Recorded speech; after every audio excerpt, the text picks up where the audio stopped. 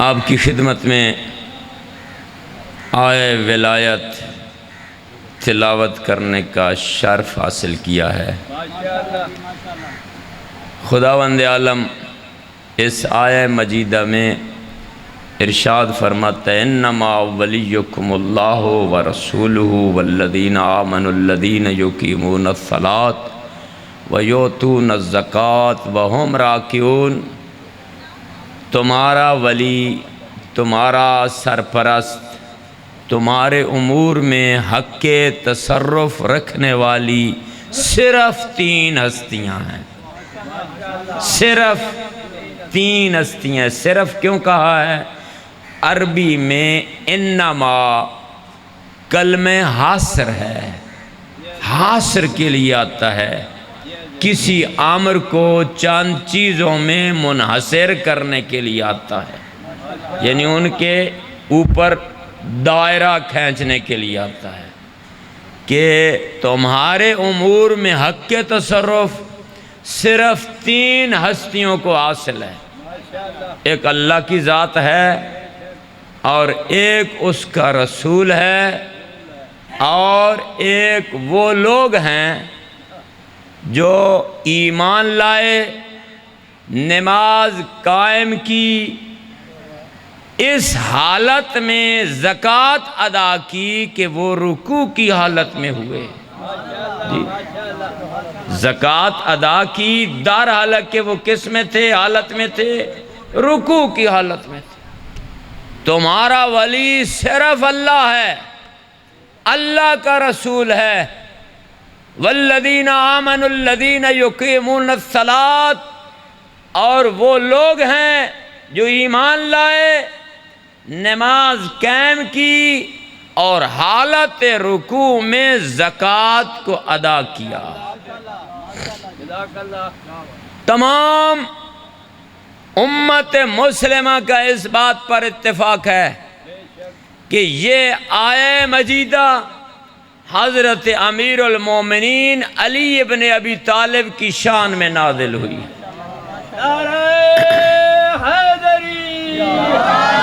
اور یہ آیہ مجیدہ امیر المومنین کی ولایت اور امامت پر نص قرآنی کی حیثیت رکھتی ہے۔ نص کہتے ہیں جس کی دلالت بالکل صریح ہو، صریحاً ایک مطلب پر دلالت کرے، اسے نص کہتے ہیں۔ یہ آیہ مجیدہ ان آیات میں سے ہے جو امیر المومنین کی ولایت و امامت پر نص قرآنی کی حیثیت رکھتی ہے۔ بہت سارے بزرگان اہل سنت نے اپنی اپنی کتب میں تحریر کیا ہے کہ یہ آیہ مجیدہ حضرت امیر المومنین کی شان میں نازل ہوئی۔ ابن حجر عسقلانی، جلال الدین سیوطی، سبت جوزی، فخر الدین رازی، ان کی تفسیریں ہیں۔ انہوں نے اپنی اپنی تفسیروں میں اس آیہ مجیدہ کے ضمن میں اس حدیث مبارکہ کو بیان فرمایا ہے، نقل کیا ہے اس حدیث کو۔ اہل سنت کے بزرگ علماء ہیں، جلال الدین سیوطی بہت بڑے بزرگ ہیں، سبت جوزی ہیں، فخر رازی ہیں، ابن حجر عسقلانی اس حدیث کو اپنی تفسیر میں اس آیہ مجیدہ کے ضمن میں اس حدیث کو تحریر کرتے ہیں۔ عبداللہ بن عباس فرماتے ہیں کہ میں چائے زمزم کے پاس بیٹھا ہوا تھا، لوگوں کو ارشادات رسول گرامی اسلام سنا رہا تھا۔ جو اصحاب پیغمبر تھے، بڑا رتبہ ہے اصحاب کا، وہ لوگوں کو پیغمبر گرامی اسلام کی احادیثیں سنایا کرتے تھے۔ عبداللہ بن عباس فرماتے ہیں میں جو حدیثیں سنا رہا تھا، ایک شخص وارد ہوا جس کے سر پر عمامہ تھا، اس نے اپنے چہرے کو نقاب کے ساتھ چھپا رکھا تھا۔ نقاب کیا ہوا تھا چہرے پر، وارد ہوا میرے سامنے بیٹھ گیا، میں ایک حدیث رسول گرامی اسلام بیان کرتا، وہ قال رسول اللہ کہہ کر دوسری حدیث کو بیان کر دیتا۔ جی مقابلے میں بیٹھ گیا، میں ایک حدیث بیان کرتا، مقابلے میں وہ دوسری حدیث بیان کر دیتا۔ میں نے اس شخص کو قسم دی، خدا کی قسم ہے اپنا تعارف کروا، تو کون ہے، کس کا بیٹا ہے۔ حدیث سے نقل کرنا، اس طرح بیان کرنا قابل اعتبار نہیں جب تک راوی کا علم نہ ہو۔ جی حدیث سے کون بیان کر رہا ہے، سچا ہے جھوٹا ہے، جی بیٹا کس کا ہے، سابقہ اس کا کیسا ہے، حسب و نسب اس کا کیسا ہے، جب تک حدیث کے راوی کا علم نہ ہو حدیث قابل اعتبار نہیں ہوا کرتی۔ تو اپنا تعارف کروا۔ اس شخص نے اپنا نقاب الٹ دیا، پکار کے کہا ایھا الناس انا جندب ابن جنادہ صاحب رسول اللہ ابو ذر غفاری، اے لوگو میں جندب ابن جنادہ ہوں، پیغمبر اسلام کا صحابی ہوں، ابو ذر میری کنیت ہے، مجھے لوگ ابو ذر کہتے ہیں، نام میرا جندب ہے، جنادہ کا بیٹا ہوں، کنیت میری ابو ذر ہے۔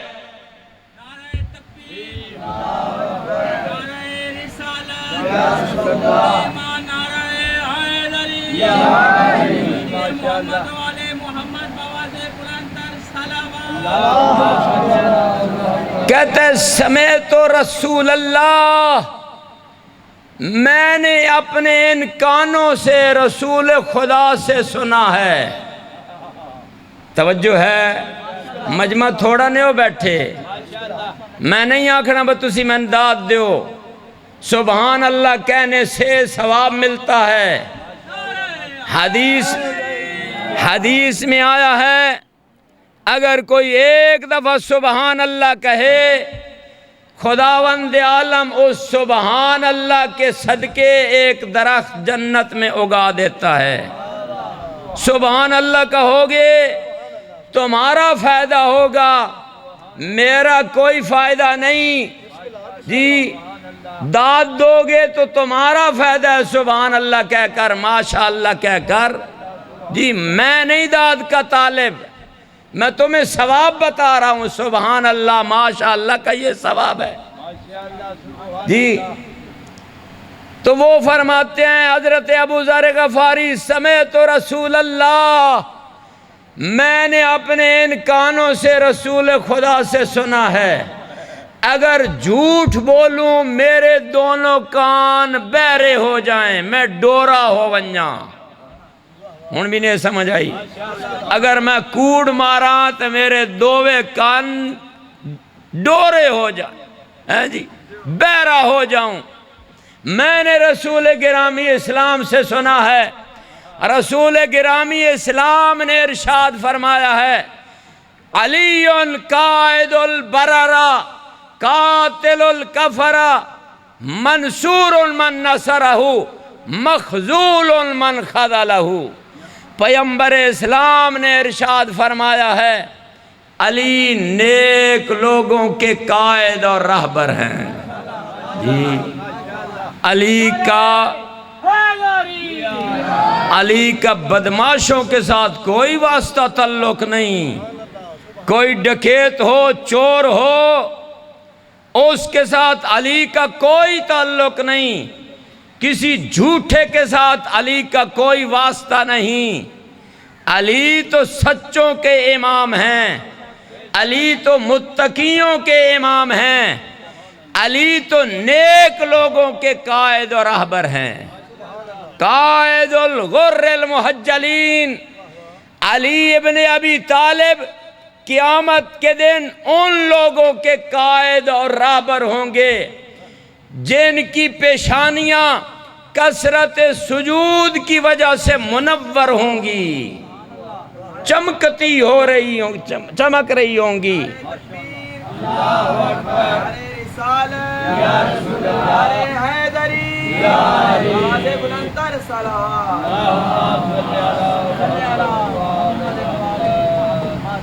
غر المحجلین، غور کہتے ہیں ماتھے کی سفیدی کو، جن کے ماتھے، جن کی پیشانیاں کثرت سجود کی وجہ سے چمک رہی ہوں گی، علی ان کے قائد ہیں۔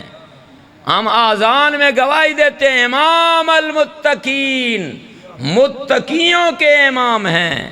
پیغمبر اسلام بھی ارشاد فرماتے ہیں قائد البررہ، علی نیک لوگوں کے قائد اور رہبر ہیں۔ قاتل الکفرہ، کفار کے قاتل ہیں۔ منصور من نصرہ، مخذول من خذلہ، جس نے علی کی مدد کی خدا اس کی مدد کرے گا، جس نے علی کی مدد سے ہاتھ کھینچ لیا خدا اسے ذلیل و رسوا کر دے گا۔ یہ حضرت ابو ذر کا طریقہ تھا اپنے مولا کی مدح و سرائی کرنے میں۔ کبھی غلاف کعبہ کو پکڑ لیتے، غلاف کے ساتھ لٹک جاتے، انوکھا کام کرتے نا، تاکہ لوگ ان کی طرف متوجہ ہوں۔ جب لوگ ان کی طرف متوجہ ہوتے یہ کون ہے غلاف کعبہ کے ساتھ لٹکا ہوا، جب لوگ جمع ہو جاتے اس وقت علی ابن ابی طالب کی فضیلت کو بیان کرتے، مجلس پڑھ دیتے ہیں جی، بغیر فیس کے۔ آج کوئی مولوی جا کر بغیر فیس کے مجلس نہیں پڑھتے۔ ابو ذر وہ سچا صحابی رسول ہے جو بغیر کسی فیس و لالچ کے امیر المومنین کے فضائل پڑھتے ہوئے نظر آتے ہیں جی۔ غلاف کعبہ کو پکڑ کر فرماتے علی خیر البشر من ابا فقد کفر، علی تمام بنی نوع انسان سے سب سے افضل ہیں، سب سے افضل ہیں۔ جو اس کا انکار کرے وہ حقیقت میں کافر ہے جی، منافق ہے، کافر ہے جو علی کی عظمت کا انکار کرتا ہے۔ تو حضرت ابو ذر فرماتے ہیں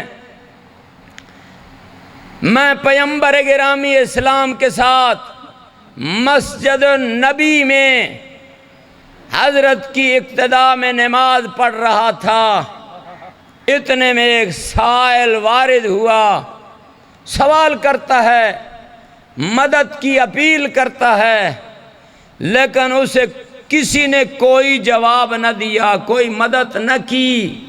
وہ اپنا سر آسمان کی طرف بلند کرتا ہے، کہتا ہے میرے اللہ گواہ رہنا، میں نے تیرے نبی کی مسجد میں مدد کی اپیل کی ہے، کسی نے مجھے کوئی جواب ہی نہیں دیا۔ امیر المومنین جو حالت رکوع میں تھے اپنے ہاتھ کی انگلی سے اسے اشارہ کیا، سائل قریب آیا، اس نے قریب آ کر امیر المومنین کے ہاتھ کی انگشتر اتار لی۔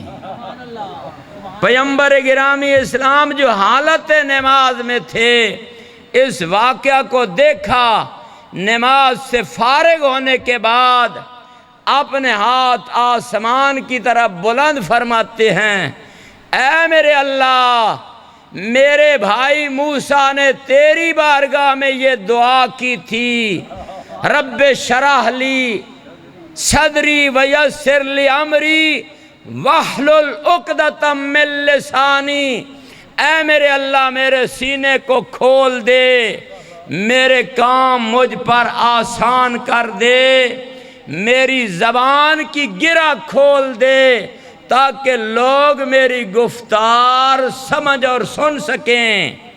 اے میرے اللہ میرے بھائی ہارون کو میرا وزیر اور مددگار بنا دے اور اس کے ذریعے میری طاقت میں قوت عطا فرما اور اس کو میرے امور میں شریک قرار دے۔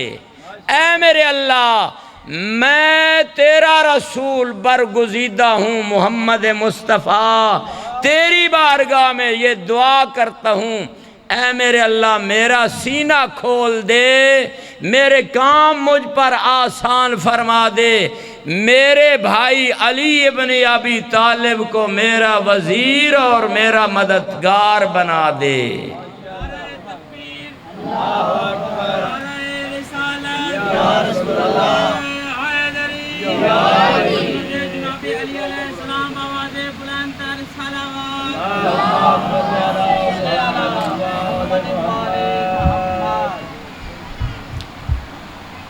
ارشاد فرمایا ہے میرے اللہ میری قوت میں اضافہ فرما علی ابن ابی طالب کی وجہ سے، اور میرا یاور و مددگار بنا، میرے کاموں میں علی کو شریک قرار دے۔ ابو ذر فرماتے ہیں پیغمبر اسلام کی یہ دعا ختم نہیں ہوئی تھی، جبرائیل نازل ہوئے اس آیا کی تلاوت کی، انما ولیکم اللہ ورسولہ والذین آمنوا الذین یقیمون الصلاۃ ویؤتون الزکاۃ وہم راکعون، کہ تمہارا ولی تمہارے امور میں حق کے تصرف رکھنے والی صرف تین ہستیاں ہیں، ایک اللہ ہے، ایک اس کا رسول ہے، ایک وہ ہے جو حالت رکوع میں زکوٰۃ ادا کرتا ہے۔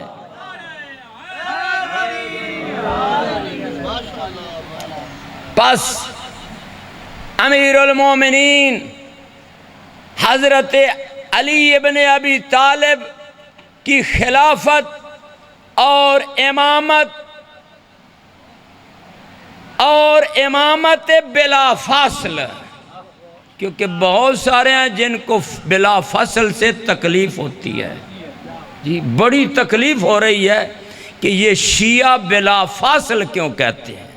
جی حضرت امیر المومنین کی خلافت بلا فاصل صد در صد اس کی بنیاد عقل پر ہے اور ناقل پر ہے، یعنی 100% امیر المومنین کی ولایت بلا فاصل جو ہے، امامت بلا فاصل 100% اس کی اساس اور بنیاد ہمارے عقل پر ہے، اور 100% آیات اور روایات و حدیث پر ہے۔ جی